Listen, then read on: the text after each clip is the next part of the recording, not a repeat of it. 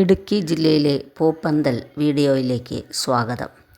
Mysore clock വള്ളി, ladies sleeper വള്ളി എന്നെല്ലാം അറിയപ്പെടുന്ന ചെടിയാണ് പൂത്തുലഞ്ഞ് നിൽക്കുന്നത്. തണ്ട് മുറിച്ച് നട്ട് പുതിയ ചെടികൾ ഉണ്ടാക്കാം. വള്ളികൾ പടർന്നു തുടങ്ങിയാൽ ശക്തമായ പന്തൽ കൊടുക്കണം. ഈ ചെടിക്ക് കീടബാധ വളരെ കുറവാണ് എന്നതാണ് ഏറ്റവും വലിയ പ്രത്യേകത.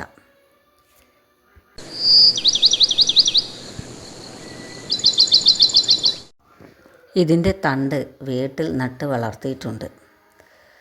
അതിൽ നീണ്ട തണ്ടുകളുണ്ടായി അല്പം പൂവൊക്കെ വിരിഞ്ഞു. നേരത്തെ കണ്ട പോലെയുള്ള ഒരു പൂപ്പന്തൽ സ്വപ്നം കണ്ട് നിൽക്കുകയാണിപ്പോൾ.